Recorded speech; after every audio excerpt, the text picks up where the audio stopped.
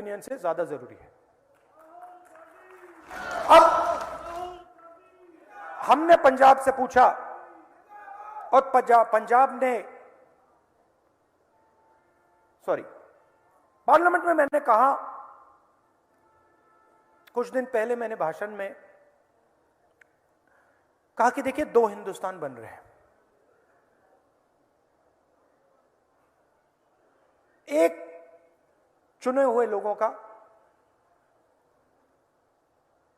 अरबपतियों का हिंदुस्तान, मर्सिडीज, हवाई जहाज, वो वाला हिंदुस्तान, और दूसरा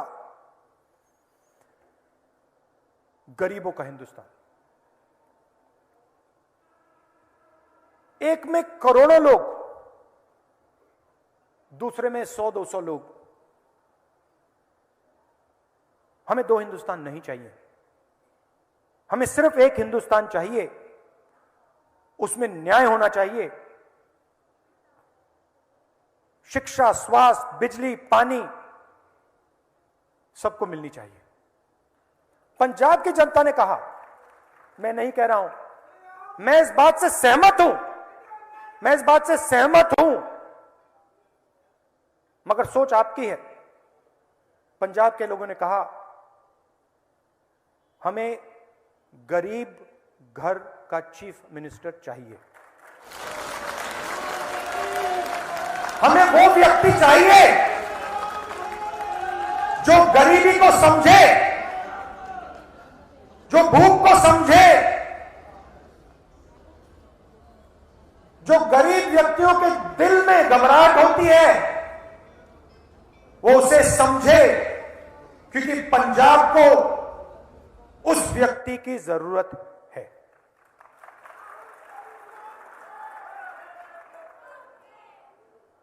मुश्किल डिसीजन था, आपने आसान बना दिया। पंजाब के chief ministerial candidate Charanjit Singh Channi जी,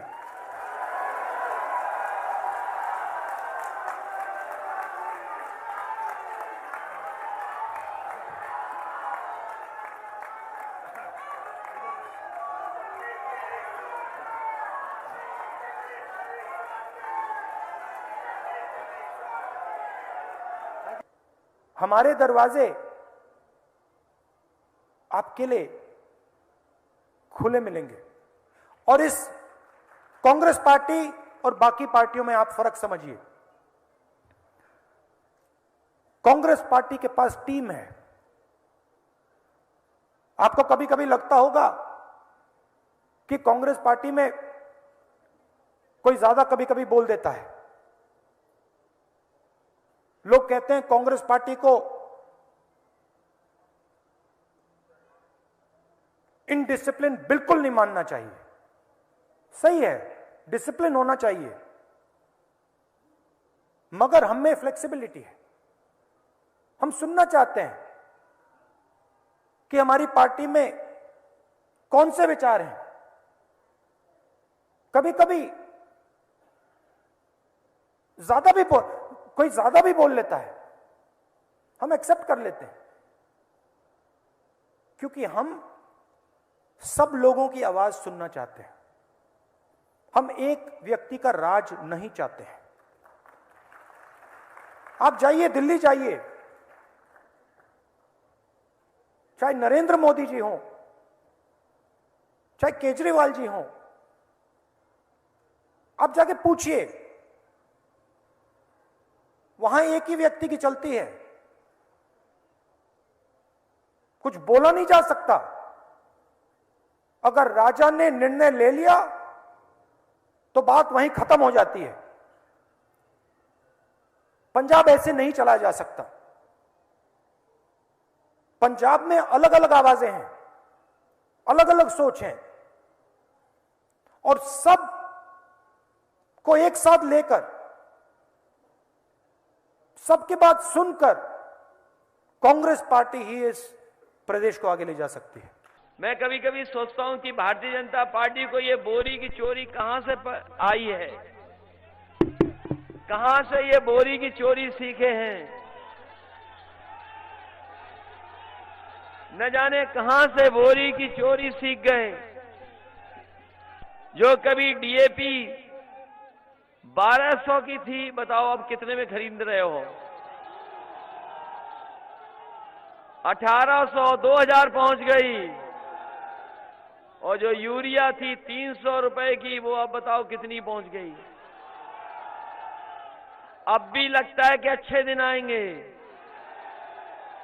और यही भारतीय जनता पार्टी के लोग कहते थे कि हवाई चप्पल में बैठने वाले हवाई जहाज में बैठेंगे। और जब से डीजल पेट्रोल महंगा हुआ है, हमारे गरीबों की गाड़ी, ट्रैक्टर और नौजवानों की मोटरसाइकिल नहीं चल पा रही है। इन लोगों ने लगातार महंगाई बढ़ाई, बैंकें डूब गईं। जो लोग पढ़े लिखे होंगे, नौजवान होंगे, जानते होंगे, बैंकें बिक रही हैं। जो बैंकों में पैसा रख रहे थे, थोड़ा बहुत उन्हें मिल जाता था, लेकिन अब बैंक में भी पैसा रखने पर पैसा नहीं मिल रहा। न जाने कहां ले जा रहे हैं लोग पैसा।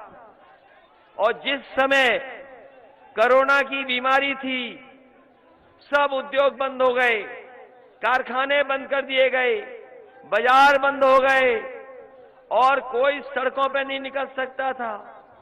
हम लोग, आप लोग अपनी नाक और मुंह बंद करके चल रहे थे। अगर कोई था जिसने देश की अर्थव्यवस्था को बचाया, तो वो हमारा किसान था। उसने काम नहीं रोका, वो लगातार अपने खेतों पे काम करता रहा। बताओ, सब पाबंदियों के बाद भी हमारा किसान ही मेहनत कर रहा था, किसान ही खेतों में था। सब कुछ बंद था। आपने मजदूर जाते हुए देखे होंगे, गांव घर अपने। मजदूर हजार हजार किलोमीटर चल करके आए। इस सरकार ने ना बस दी, ना गाड़ी दी, कोई इंतजाम नहीं किया। सीधे मजदूर अपने घर चले गए और कई मजदूर घर नहीं पहुंच पाए, उनकी जान चली गई। अगर उन परिवारों की अगर किसी ने मदद की थी, तो समाजवादी लोगों ने उन परिवारों को भी 1-1 लाख रुपए देने करके मदद करने का काम किया था। मैं जिस समय 2017 का चुनाव लड़ रहा था, मैं 2017 का जब चुनाव लड़ रहा था, तो देश के बहुत बड़े पत्रकार, उन्होंने मुझसे पूछा कि इस चुनाव में आप क्या देख रहे हो, क्या आप इस चुनाव में नया क्या देख रहे हो? 2017 की बात कर रहा हूं मैंने उस समय कहा कि मैं नए नौजवानों को देख रहा हूं, जो नौजवान हैं, जो अपना भविष्य बनाना चाहते हैं, जो जमाना बदला है उस जमाने से जुड़ करके आगे बढ़ना चाहते हैं।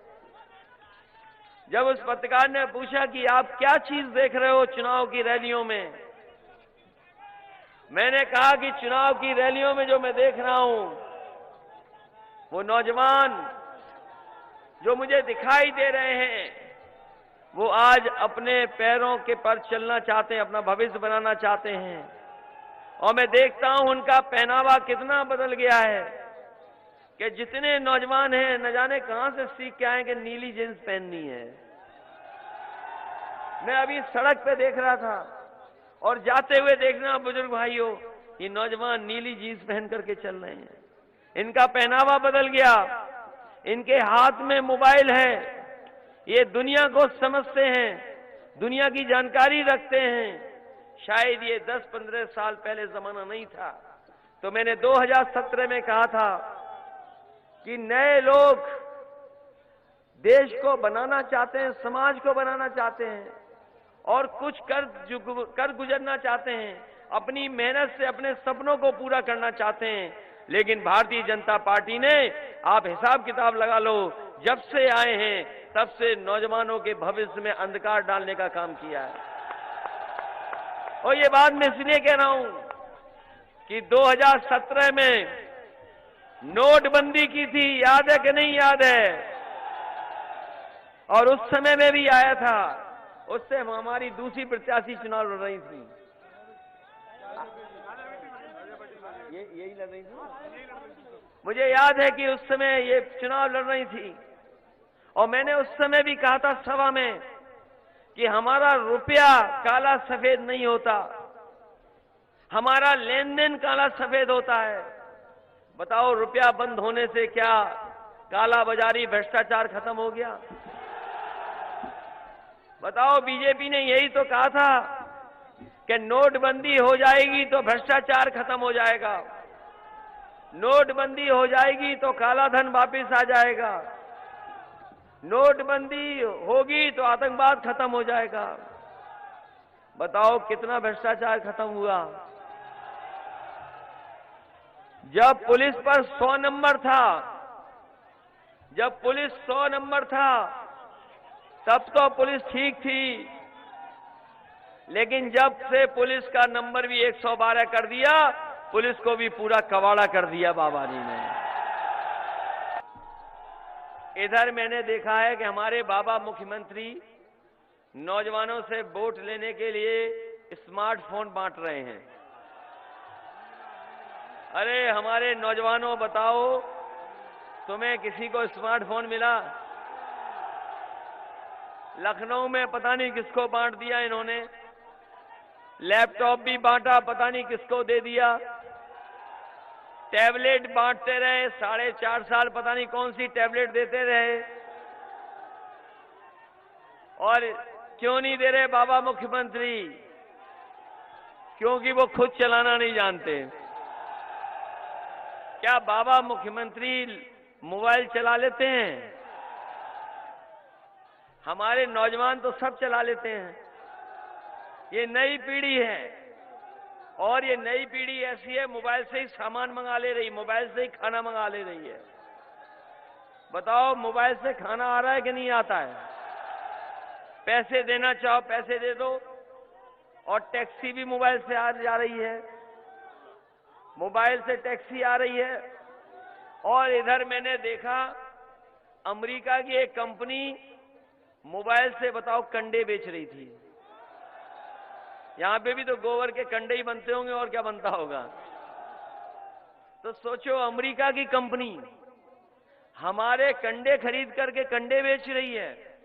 इसलिए समाजवादी पार्टी ने तय किया है कि इधर जो बदलाव हुआ है, इधर जो टेक्नोलॉजी आई है, इससे बड़े पैमाने पे नौजवानों को रोजगार मिल सकते हैं।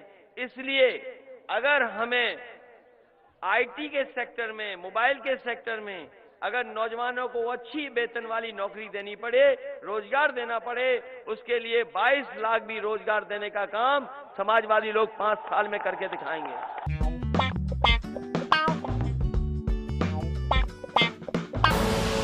आप देख रहे हैं के न्यूज, खबरों का सारथी। और अम्मा, किसे वोट दे रही है इस बार? माय नेम इज पूजा। समझा तो दिया इसने तुझे अंग्रेजी में। मतलब क्या ठहरा? जो हमारे नंतिनों की अच्छी पढ़ाई के लिए अच्छे स्कूल खोलेगा, वो तो उसे ही जाना है ना। अब समझ गई या इंग्लिश में समझाऊं?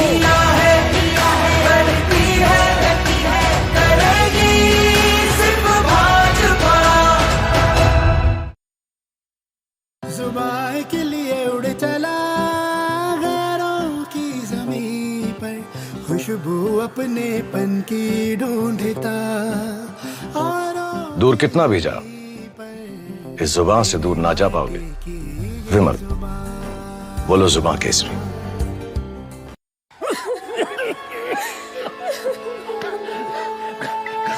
घबराने की बात थी, लेकिन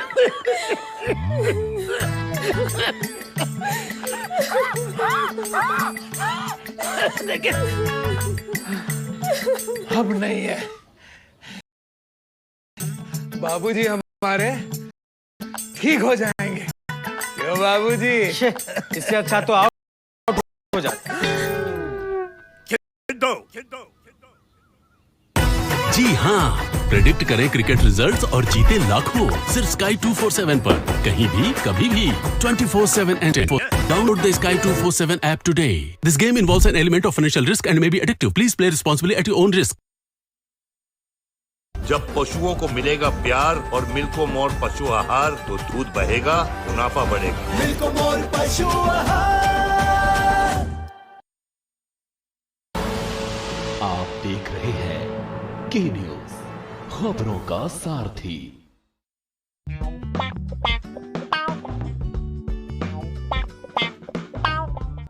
आज हर बेटी सुरक्षित है, आज हर बहन सुरक्षित है, आज हमारी माताएं सुरक्षित हैं। गौ माता में गंगा मैया फिर से अविरल और निर्मलता के साथ भव्य और दिव्य कुंभ का आयोजन कराती है, और मां यमुना फिर से पुकार करके कह रहे कि गंगा की तर्ज पर मैं भी अविरल और निर्मल रहूंगी, क्योंकि डबल इंजन की भारतीय जनता पार्टी की जो सरकार है। भाइयों बहनों, एक तरफ सुरक्षा का वातावरण, क्या ये 2017 के पहले था? क्या पिछली सरकारें सुरक्षा दे पाती थी? अगर वे सुरक्षा देती तो फिर कोसी कला का दंगा नहीं होता। अगर वह सुरक्षा दे पाती तो जवाहर बाग की घटना नहीं घट होती, आगरा का उपद्रव नहीं होता, बुलंदशहर का उपद्रव नहीं होता, अराजकता नहीं फैलती, अव्यवस्था नहीं फैलती। मुजफ्फरनगर में गौरव और सचिन जैसे निर्दोष नौजवान बहन की रक्षा करते करते अपने आप को बलिदान नहीं कर पाते। लेकिन भाइयों बहनों, पिछली सरकारों के एजेंडे में सुरक्षा कहीं थी ही नहीं। सुरक्षा उनके एजेंडे में थी ही नहीं, क्योंकि सुरक्षा के लिए खतरा कोई और नहीं, वे स्वयं ही खतरे बने हुए थे, स्वयं ही खतरे बने हुए थे।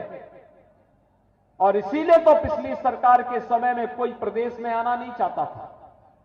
शाम को 5 बजने के बाद व्यापारी अपना प्रतिष्ठान बंद कर देता था, बेटियां स्कूल नहीं जा पाती थी, बाजार करने के लिए महिलाएं नहीं निकल पाती थी। जो व्यक्ति घर से निकल गया उसको पता ही नहीं होता था कि वापस वो अपने घर में वापस आ पाएगा कि नहीं आ पाएगा। ये अराजकता का तांडव था प्रदेश के अंदर। लेकिन भाइयों बहनों, 2017 के बाद परिवर्तन आया है। आज तो विकास की बहार भी बढ़ रही है, सुरक्षा चौओर दिखाई देती है, हर एक व्यक्ति अपने को सुरक्षित महसूस करता है। समाजवादी पार्टी की सरकार के समय में 700 बड़े दंगे हुए हैं प्रदेश में, और भारतीय जनता पार्टी की डबल इंजन की सरकार के समय 5 वर्ष में एक भी दंगा उत्तर प्रदेश के अंदर नहीं होता है। यह आपके सामने उदाहरण है। कुंभ का आयोजन करने का अवसर सपा को भी मिला, बसपा को भी मिला, भाजपा को भी मिला। समाजवादी पार्टी के समय में 2007 में कुंभ का आयोजन गंदगी और अराजकता का कारण बना था। 2013 में समाजवादी पार्टी की सरकार के समय कुंभ का आयोजन भगदड़, अव्यवस्था और गंदगी का कारक बन गया था। लेकिन 2019 में प्रयागराज के कुंभ के रूप में वैश्विक मंच पर छा गया। उन्हें अवसर मिला था, उन लोगों ने मौके से चूक गए। वे राम का विरोध करते थे, श्री कृष्ण का विरोध करते थे, हिंदू देवी देवताओं के प्रति अपमानजनक टिप्पणी करते थे। आज तो अयोध्या का भी विकास हो रहा है, काशी का भी विकास हो रहा है, और ब्रज क्षेत्र के विकास के लिए ब्रज तीर्थ विकास परिषद का गठन करके सरकार पहले ही अपनी मंशा को स्पष्ट कर चुकी है कि ब्रज क्षेत्र को कोई वंचित नहीं कर सकता विकास के कार्यों के माध्यम से। समग्र विकास की प्रक्रिया के साथ हम पूज्य संतों के सानिध्य में इसे आगे बढ़ा करके ही रहेंगे। मोदी जी ने विश्व में सबसे पहले जिन देशों में इसकी वैक्सीन ढूंढ ली गई, उसमें से हमारा भारत एक है। मोदी जी ने जब वैक्सीनेशन का कार्यक्रम, टीकाकरण का कार्यक्रम शुरू किया, ये अखिलेश यादव विरोध करते थे वो कहते थे ये तो मोदी टीका है, मत लगाइयो, मत लगाइयो। उन्होंने नहीं लगाया, उन्होंने भी नहीं लगाया। सार्वजनिक रूप से कहा मैं तो नहीं लगाऊंगा, मगर 1 महीने के बाद डर लगा तो गुपचुप टीका लगा दिया। मित्रों, माताओं, भाइयों और बहनों, आप जरा हाथ खड़ा करिए तो कितने लोगों के टीके लग गए हैं? लग गए ना? उत्तर प्रदेश में भारत में सबसे ज्यादा संख्या में टीके लगाने का काम नरेंद्र मोदी जी और योगी आदित्यनाथ ने किया है। मित्रों, अगर अखिलेश जी की बातें आए तो मुझे बताओ, बुजुर्ग भाई यहां सामने बैठे हैं, माताएं बैठी है, अगर हम टीका न लगाते तो ये तीसरी लहर में सुरक्षित रह पाते क्या? रह पाते क्या? अरे भाई, यूपी किसके हाथ में सौंपना चाहते हो? ऐसी बचकाना राजनीति करने वाले लोगों के हाथ में, या मोदी जी जैसे पूरे देश का टीकाकरण करने वाले? मित्रों, मोदी जी और योगी जी ने कोरोना काल के अंदर उत्तर प्रदेश को सुरक्षित करने का काम किया है। मित्रों, उत्तर प्रदेश को सुरक्षित करने का ये जो जोड़ी है बहन जी और अखिलेश जी की, 15 साल शासन करे, 15 साल में उत्तर प्रदेश 15 साल में उत्तर प्रदेश देश की 7वें नंबर की अर्थव्यवस्था था। कितने नंबर की? कोई ताकत नहीं थी इसको आगे बढ़ाने की। 5 साल आपने हमें दिए, योगी आदित्यनाथ को मुख्यमंत्री बनाया, ऊपर से मोदी जी ने आशीर्वाद दिए। आज उत्तर प्रदेश देश में 7वें नंबर से आगे बढ़कर दूसरे नंबर की अर्थव्यवस्था है। मगर आप तालियां मत बजाइए, मैं अभी कहने आया हूं, एक मौका भारतीय जनता पार्टी को दे दीजिए। 5 साल में भारत में नंबर 1 नंबर की अर्थव्यवस्था उत्तर प्रदेश को। मित्रों, सपा बसपा विकास की बात करते हैं, उत्तर प्रदेश को आगे बढ़ाने की बात करते हैं। 10 साल तक सोनिया मनमोहन की सरकार चली, इसमें सपा और बसपा का भी समर्थन था। एक प्रकार से कांग्रेस, सपा और बसपा की सरकार चली।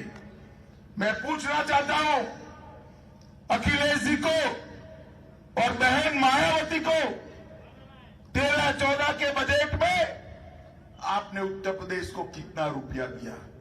वो तो साहब आंकड़ों की बात ही नहीं करते।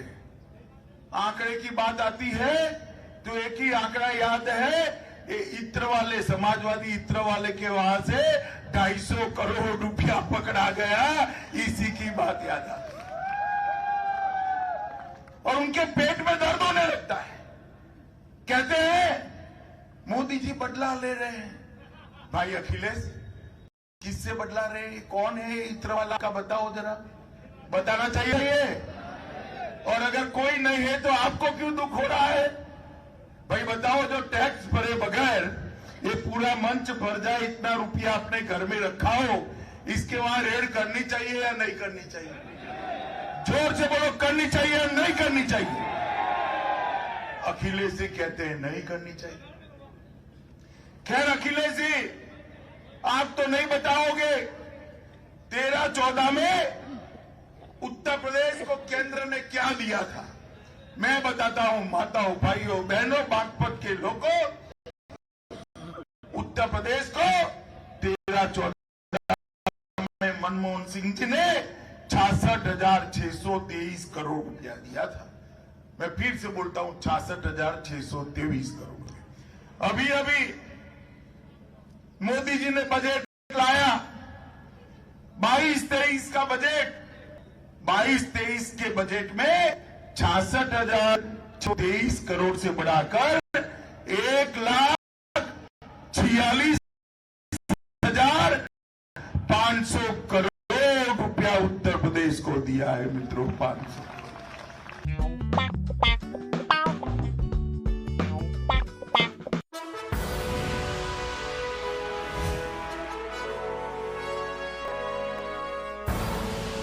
आप देख रहे हैं के न्यूज, खबरों का सारथी। देखो भैया, ये है हम, ये हमारा घर, हमारा परिवार की नहीं थी, अब जाती नहीं है। गांव भर माँ हो गई है पक्की छत और बाहर गांव तक पक्की सड़क। पहले गड्ढों में कितने टायर फटत रहे, अब कितने लंबे चलते हैं, हिसाब लगा लो। कमल का बटन दबाएं, भाजपा को जिताएं। शादी का किचन महके जहां, गोल्डी किचन किंग मसाले 100% हो वहां। और मोंटी शेफ ने वो